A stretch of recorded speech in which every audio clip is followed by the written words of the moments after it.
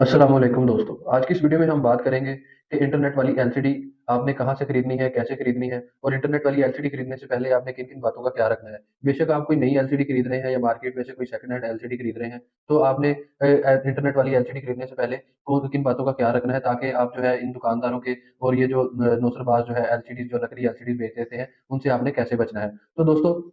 सबसे पहली जो बात है आपने इंटरनेट एलसीडी जो लेने से पहले जो आपने चेक करनी है, वो ये अक्सर और जो जिस बात पे अक्सर लोग जो है वो धोखा खा जाते हैं दुकानदारों से, कि जो सादा लोग होते हैं, जो अक्सर लोग गाँव में रहते हैं, जिनको इतना जो उसकी जो क्वालिटी या उसके जो फिज़िकल तरीके से उसको चेक नहीं कर पाते और वो नकली चीज़ उठा लाते हैं। सबसे पहले आपने क्या चेक करना है कि आपने उसकी ये जो ओरिजिनल बॉक्स वाली जो है वो इंटरनेट वाली एलसीडी खरीदनी है। अगर आप स्मार्ट टीवी खरीद रहे हैं या आप एंड्रॉइड एलसीडी खरीद रहे हैं, तो आपने कभी भी जो है बॉक्स के बगैर आपने कोई भी एलसीडी नहीं खरीदनी। जब भी आपने आप कोई लोकल एलसीडी या खुली हुई एलसीडी खरीदेंगे, तो आपको साथ ये हो सकता है कि उसके अंदर से जो है आपकी जो बॉडी है वो ओरिजिनल हो, लेकिन अंदर से जो उन्होंने एलसीडी और जो अंदर उसके जो तमाम बोर्ड्स वगैरह होते हैं, इलेक्ट्रिक बोर्ड्स वगैरह, वो उन्होंने चाइना के डाल के उसकी किट बनाई होती है। बाहर से तो वो एलसीडी आपको इस तरह लगता है कि देखने में बहुत प्यारी और ओरिजिनल ही लगती है, लेकिन जो अंदर से होती है, वो उन्होंने चाइना की किट डाल के आपको नकली उसके अंदर एलसीडी और नकली उसका जो है सारा जो उसका मदरबोर्ड वगैरह है या उसके अंदर जो चिप्स वगैरह लगी होती हैं, वो चाइना की डाल के आपको वो सेल कर देते हैं। उसमें अक्सर लोग ये होता है कि जब वो उसको चलाते हैं, तो महीने या 2 महीने बाद जो है उसका सॉफ्टवेयर उड़ जाता है, कभी उसपे यूट्यूब नहीं चल रही होती, कभी फेसबुक नहीं चल रही होती, या अक्सर औकात ऐसा होता है कि जो लोग नेटफ्लिक्स इस्तेमाल करते हैं, उनकी जो नेटफ्लिक्स की एप्लीकेशन है वही बंद हो जाती है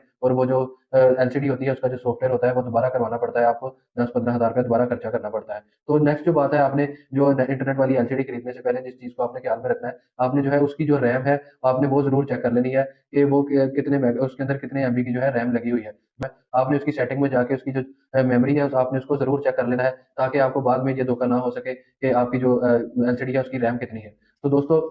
नेक्स्ट जो आपने चीज़ जो है इंटरनेट वाली एलसीडी खरीदने से पहले जिस चीज़ का आपने सबसे ज़्यादा ख्याल रखना है, आपने उसका रिफ्रेश रेट ज़रूर चेक करना है कि उसकी रिफ्रेश रेट कितना है। अक्सर जो मार्केट में जो अच्छी एलसीडीज़ हैं जिनका रिफ्रेश रेट अच्छा चल रहा है, वो 120 मेगाहर्ट्ज़ से ज़्यादा रिफ्रेश रेट है, क्योंकि इसमें जब आप यूट्यूब, फेसबुक या टिकटॉक या कोई भी जब आप एंड्रॉइड की एप्लीकेशन चलाते हैं इंटरनेट की, तो वो उसमें आपको जो उसकी है वो स्ट्रीमिंग में कोई मसला नहीं आता। यानी कि आपकी जो स्ट्रीमिंग है वो बिल्कुल एचडी क्वालिटी में चलती है, वो उसमें आपको ज़्यादा लोडिंग नहीं लेती और आपको जो पिक्चर क्वालिटी या इमेज क्वालिटी या वीडियो क्वालिटी अगर आप किसी भी जो सोशल मीडिया ऐप के ऊपर कोई आप वीडियो देख रहे हैं, तो आपकी जो उसका इमेज क्वालिटी आपको बहुत ज़बरदस्त मिलती है। तो दोस्तों नेक्स्ट अब हम आगे बात कर लेते हैं कि जो इंटरनेट वाली एलसीडी है इसकी इकसाम कितनी होती है। इसकी ये 2 किस्म की जो है ये एलसीडीज़ होती हैं। एक तो स्मार्ट एलसीडीज़ होती हैं और दूसरा जो है एंड्रॉइड एलसीडीज़ होती हैं, एंड्रॉइड टीवी जिसको आप कहते हैं। स्मार्ट एलसीडी में क्या होता है, स्मार्ट टीवी में क्या होता है, स्मार्ट टीवी ये होता है कि उसमें आपको जो है डिफ़ॉल्ट ऐप्स मिलती हैं, यानी कि उसमें आपको कोई सॉफ्टवेयर में नहीं मिलता, उसमें आप कोई अपनी तरफ से एप्लीकेशन यूज़ नहीं कर सकते।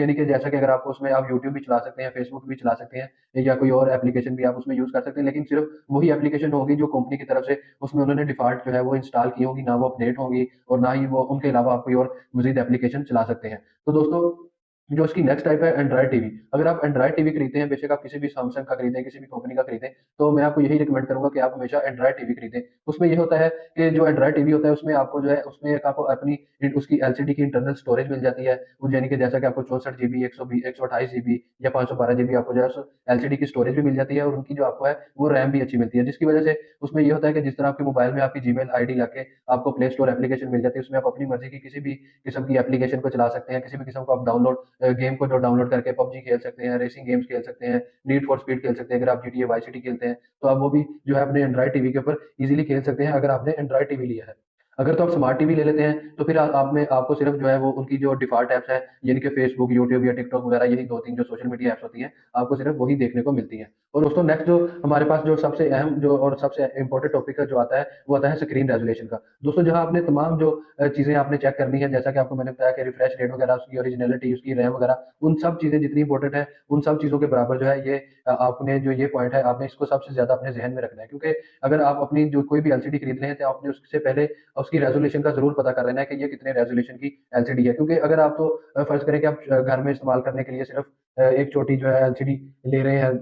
12 इंच की या 14 इंच की आप एंड्रॉइड टीवी ले रहे हैं, तो वो तो आप फ़र्ज़ करें कि अगर आपका 180 पिक्सल का भी है या 720 पिक्सल का भी है, तो आप उसको जो है ईज़िली नॉर्मल यूज़ के लिए आप इस्तेमाल कर सकते हैं। लेकिन अगर आप जो है अपने घर के लिए अगर आप ज़्यादा पैसे खर्च करें, यानी कि अगर आप लाख रुपया या डेढ़ लाख रुपया खर्च करके कोई अच्छा टीवी लेना चाहते हैं, तो मैं आपको यही रिकमेंड करूँगा कि आपके जो उस टीवी की क्वालिटी है, वो 4K या 8K से कम नहीं होनी चाहिए। क्योंकि अगर आप इतना बड़ा टीवी ले लेंगे, जितनी उसकी बड़ी स्क्रीन होगी, आपके जो पिक्सेल्स हैं या उसकी जो इमेज क्वालिटी है, वो भी उतनी ही ज़्यादा होनी चाहिए, उसकी स्क्रीन की रेज़ोल्यूशन भी उतनी ही ज़्यादा ले होनी चाहिए। अगर आप बड़ी स्क्रीन वाली जो है एलईडी ले लेंगे, लेकिन उसकी जो स्क्रीन की रेज़ोल्यूशन है वो एक 1080 या 720 तक होगी, तो उसमें जो है आपकी जो वो छोटी तस्वीर को जो बड़ा करके जब आपको दिखाएगा, तो उसमें आपको सही इमेज क्वालिटी नहीं मिलेगी। इसलिए जब भी आपने जो अगर आप बड़ी एलसीडी या इंटरनेट के लिए कोई फ़र्ज़ करें आप 42 इंच या उससे बड़ी 50 इंच की अगर आप एलईडी लेना चाहते हैं, तो उसमें आप हमेशा 4K या 8K क्वालिटी वाली जो है वो रेज़ोल्यूशन वाली आप एलसीडी खरीदें। तो दोस्तों, आज की इस वीडियो को देखने के बाद उम्मीद करता हूँ कि आप कभी भी जो है आप धोखा नहीं खाएँगे, आप जो है दुकानदार से किसी से भी चूना नहीं लगवा सकेंगे। अगर आप जो मैंने आपको टॉपिक बताए हैं, तो अगर आप इन सब चीज़ों को किसी भी किस्म की जो आप इंटरनेट एलसीडी किसी भी कंपनी की खरीद रहे हैं, आपने इन चीज़ों को ज़रूर चेक करना है, जो-जो मैंने मेन पॉइंट्स जो हैं आपको 4-5 मैंने आज की इस वीडियो में बताए हैं। तो दोस्तों, अगर आज की इस वीडियो आपको इन्फॉर्मेटिव लगी हो, तो चैनल को लाइक और सब्सक्राइब ज़रूर करिएगा। मिलते हैं अपनी नेक्स्ट वीडियो में, तब तक के लिए अल्लाह हाफ़िज़।